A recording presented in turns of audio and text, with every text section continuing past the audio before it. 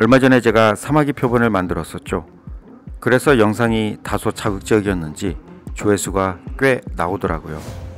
그래도 움직이지 않는 곤충의 표본보다는 다양한 곤충의 생태와 여러가지 이야기를 주제로 올리는 것이 좋다고 생각해 직접 채집하고 사육해가면서 여러가지 곤충의 이야기를 영상으로 담았습니다.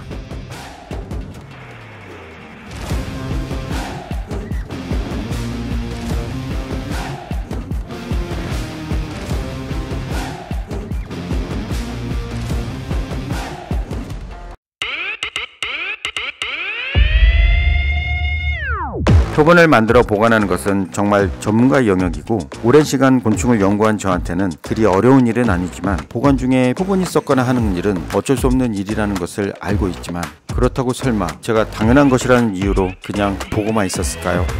그 표본을. 곤충 표본을 만드는 건 솔직히 쉬운 일은 아니죠. 그래서 곤충을 실제로 키우면서 걷는 모습과 여러가지 동작을 관찰하죠. 그래야지 그 곤충의 특징을 볼 수 있으니까요. 그리고 표본을 정석대로 만든다면 다리만 하든지 아니면 날개를 펴든지 하나를 선택해야 합니다. 하지만 다리냐 날개냐를 고민하는 게 아니라 만들더라도 얼마나 생동감 있게 만들어야 될까였습니다. 생각해보면 답은 간단했습니다. 만들더라도 더 전문가처럼 만들자. 그리고 썩지 않고 오랫동안 보관할 수 있는 표본을 만들자였습니다. 그래야지 곤충을 다루는 사람이라고 만족할 수 있으니까요. 그래서 제가 오늘 만든 건 방아깨비 표본입니다. 뒷다리를 움켜잡으면 절로 방아를 찢는 모습처럼 위아래로 끄덕거리는 모습 같다고 해서 이름이 붙은 그 방아깨비입니다. 살아있을 때의 모양은 이렇게 생겼습니다. 방아깨비 모양을 보시면 상당히 메뚜기와 같은 모습을 하고 있습니다. 방아깨비는 메뚜기목에 속하는 곤충으로 기다란 긴 다리로 펄쩍펄쩍 뛰어다닐 수 있습니다. 실제로 방아깨비 수컷은 1초에 30회 빠르기로 날개를 퍼덕여 멀리 날아갈 수 있습니다.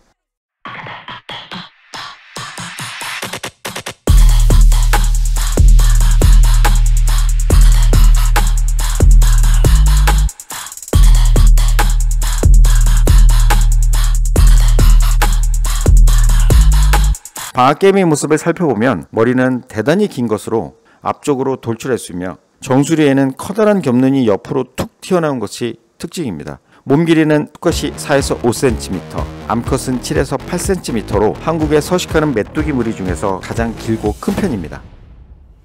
그전에도 방아깨비 표본을 만들어 표본 상자에 보관했지만 방아깨비 표본은 커다란 몸속에 보이지 않는 수많은 미생물이 내장을 먹어버려 구석구석 부서져 있는 꼴이 되었습니다. 그래서 제가 지금 하고 있는 건 내장 속에 보이지 않는 미생물과의 전쟁을 치르는 것입니다. 곤충의 내장은 우리와 다르게 기다랗게 생겼는데 전장, 중장, 후장으로 불립니다. 내장을 꺼내기 전에 방아깨비 몸에 묻어있는 먼지와 세균들을 살균해주기 위해 뜨거운 물에 담그어 살균합니다. 팔팔 끓는 물에 넣으면 키틴질로 된 몸의 색깔이 변하기 때문에 약 80도 물에 10초에서 20초 동안 담궜다가 꺼내줍니다. 1차 살균한 방아깨비 부패를 막기 위해 내장을 꺼내기 시작합니다.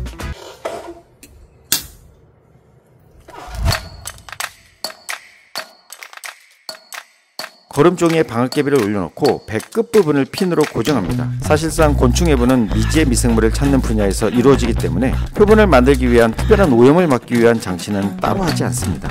그 다음에 해부 가위로 배 끝부분부터 잘라나갑니다. 성충의 배마디는 11마디인데 해부 도중 방아깨비가 움직이지 않도록 마지막 마디에 곤충핀을 꽂아 고정합니다. 내장을 제거하면 그 공간을 채우기 위해 알코올의 적신솜을 미리 준비합니다.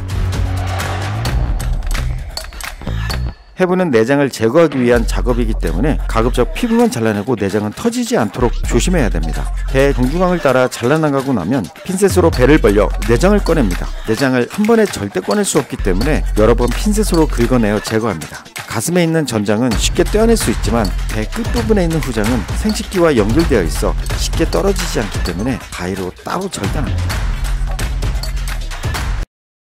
내장을 모두 제거했다면 알코올솜을 채워나가는 작업을 진행합니다. 알코올솜으로 아직 남아있는 뱃속을 닦아내고 위까지 채워나갑니다. 너무 많은 알코올솜을 채우면 봉합할 수 없기 때문에 채워놓은 배를 핀셋으로 눌러 붙을 수 있는지 확인해 봅니다. 알코올솜을 다 채웠다면 절단면을 봉합하는 작업을 시작합니다. 잘라놓은 배를 붙이기 위해 순간 접착제를 이용하여 붙이기 시작합니다. 곤충의 몸은 딱딱한 외굴곡으로 만들어졌지만 워낙 약하기 때문에 절단면에 접착제를 조금씩 발라가는 작업을 반복을 해가며 붙여줍니다. 그 다음에 방아깨비 표본을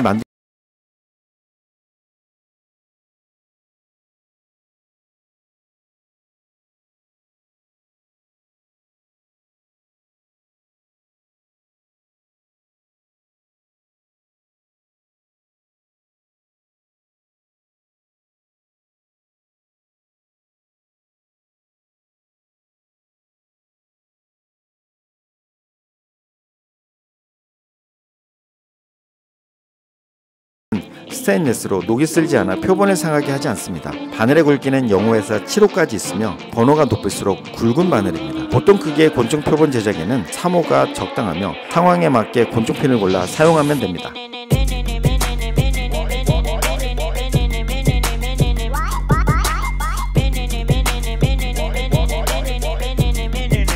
곤충핀을 꽂았다면 방앗개비의 6개 다리를 펼쳐 대략적인 표본의 모양을 갖춥니다. 표본하는 동안 몸이 흔들리지 않도록 X자로 몸을 지탱하는 핀을 가슴 양쪽에 꽂고 곤충 표본을 만들기 시작합니다. 나비와 같이 날개를 펴는 경우 날개는 수평으로 펴는 것이 원칙이며 전시판을 사용합니다. 방앗개비는 날개가 아닌 다리 위주로 표본을 만드는 곤충이지만 날개까지 펴줘야 하기 때문에 전시판을 따로 이용하지 않고 오직 곤충핀으로만 날개를 펴줍니다. 몸과 연결된 앞날개를 우선 핀으로 고정한 후 날개심에게 핀을 꽂아 고정합니다. 다른 쪽 앞날개 역시 수평이 이루도록 하여 날개 끝을 보면서 몸의 균형을 맞추어 갑니다. 앞날개가 고정되면 방앗개비의 뒷날개를 펼쳐 날개를 고정합니다. 뒷날개는 방앗개비가 도약을 할 때 필요한 날개여서 다소 얇고 넓은 막으로 되어 있어 가장 얇은 영호핀으로 이용해서 고정합니다. 이렇게 날개 펴기가 끝나게 되면 방앗개비의 다리를 고정합니다. 곤충의 다리마디는 넓적마디와 종아리마디, 발마디 3마디로 이루어져 있어 자세를 만들기 위해서는 마디 사이에 핀을 어떻게 꽂아야 하는지를 생각해 봐야 합니다.